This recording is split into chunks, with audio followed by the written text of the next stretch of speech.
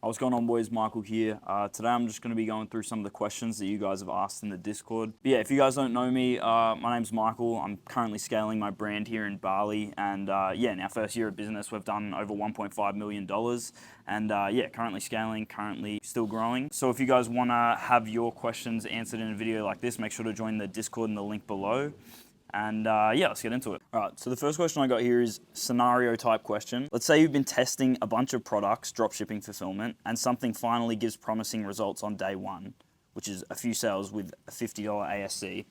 What should I be doing over the next few days? Launch a bunch of new ads. Yeah, basically I'd just be doubling down on what is working. If you're getting a couple of sales on only $50 spend, I mean, obviously it depends on your product, but you're probably profitable. Yeah, I'd 100% just be doubling down on the angles and the creatives that have worked. Yeah, I mean, that's really all there is to it. Just smashing out more creatives, testing a bunch of new different angles, trying to be as diverse as possible. I mean, if you're already getting sales on day one, it's a product that has a high chance of, is actually going to be able to work and is going to be able to scale. Yeah, I mean, smash out a bunch of new ads, keep testing different things, but obviously something's working, so yeah, I'd keep ripping that. All right, so the second question I have is, when seeing success, how can you make sure your ego doesn't rise too much so you don't lose focus? I think the way you just have to look at it is, the success in your head, at least in my eyes, the fucking success I have isn't even fucking success. I mean, yeah, there are so many people in the game that are doing like way bigger numbers. I mean, even outside of ecom, once you get to a certain level, I mean, there are people that own like, fucking massive brands like Nike, like Apple. There's so many people that are doing, way bigger numbers than you. People running businesses on way larger scales than you can even like think of. Yeah, I don't know. I think you're stupid if you can let your ego get to you like that. When there are people out there that are doing so much better than you. I think you gotta realize that, there's always levels to everything and there's always room to scale.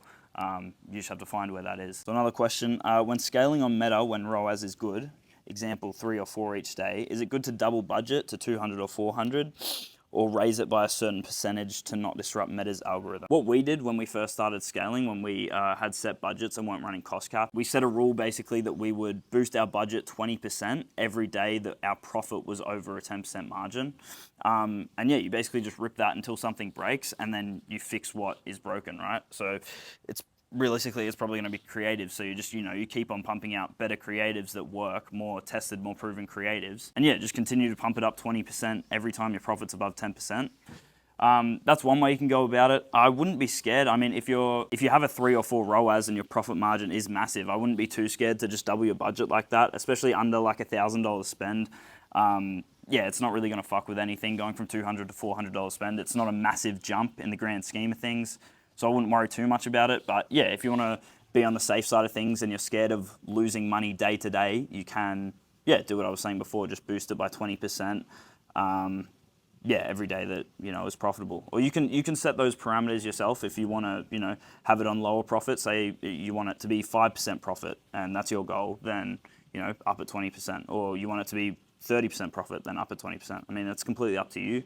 But yeah, I wouldn't be too scared about doubling your budget at under $1,000 spend, definitely. So another thing I've had a lot of people asking about is sort of like back-end tax registration, setting up businesses, especially in the US if you're based in Australia when you're looking to scale to a new market. And yeah, I think it can be like scary for the average person, pushing into a new market that you sort of have no idea about. I mean, even most people are still confused about the fucking taxes in Australia or your business, operations in Australia.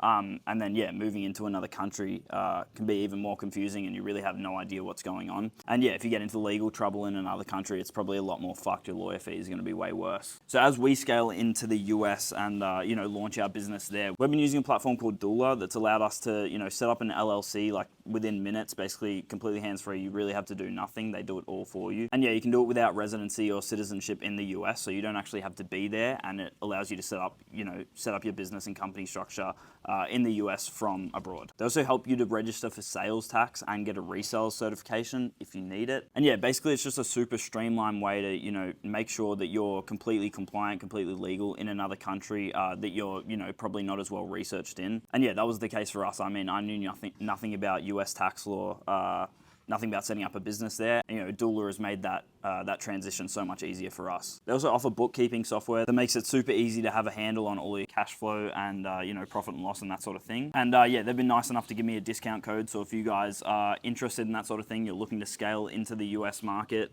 from abroad, these guys make it so much easier, so much less of a headache. And yeah, feel free to click the link in the description if you guys are, you know, in need of that. So yeah, some other questions that are in here. What's the best method of finding UGC creators to make ads? This guy's heard of Fiverr, but is asking if there's any other methods. Yeah, there are lots of UGC creator platforms or just any like sort of actor hiring platforms out there. In Australia, we use The Right Fit and Star Now. Those two are really good.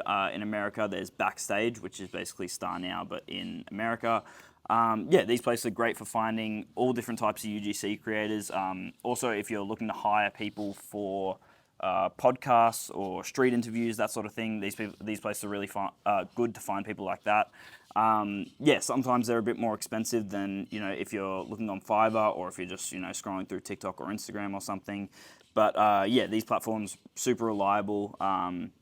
Yeah, the platforms themselves are like helpful if people aren't delivering on content and that sort of thing. But yeah, those are good places to start. I'm sure there are many other platforms online, but those are just the two that we use or the three that we use and would recommend. Obviously, Fiverr is good too. Searching on TikTok and Instagram, looking at forums, that's also all well and good if you have the time to, you know, weed through all the shit creators and, you know, figuring out how much you have to pay people. But yeah, if you're using these third-party platforms, you can just put up a listing, tell them how much you want to pay them, and people will message you. So yeah, a lot more easy, more streamlined, and a lot easier to like control all the variables of the content that you want to get. Yeah, we've had a couple people in here asking about when selecting conversion events for their Facebook pixel, if it should be purchase or traffic or whatever.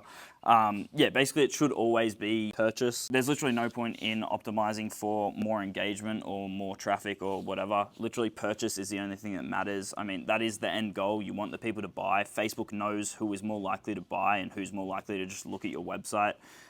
Obviously, you'll get cheaper traffic if you're looking for engagement or traffic. Yeah, if the end goal is you want someone to buy, which is always the end goal, your conversion metrics should just be purchases. And yeah, I wouldn't run anything else ever. Yeah, also, if you guys are in need of a little bit more one-to-one, you know, hands-on help, I do also have a one-to-one mentorship program that has a couple of spots open for this month. So yeah, if you guys are in need of a little bit, you know, a little bit more of extra help with actually scaling or, you know, or even starting your brand, it doesn't really matter where you are, we'd be happy to help. So yeah, there's a link in the description to book a call with me, and we can see how we can help you out to, you know, scale your business. But yeah, I've answered just about all the questions in the Discord, so yeah, I'll probably leave it there. Make sure to join the Discord. The link will be down below if you guys want your questions answered like this, or you just want to talk more about ecom with, you know, a bunch more like-minded people. And yeah, thank you guys for watching. I'll see you guys later.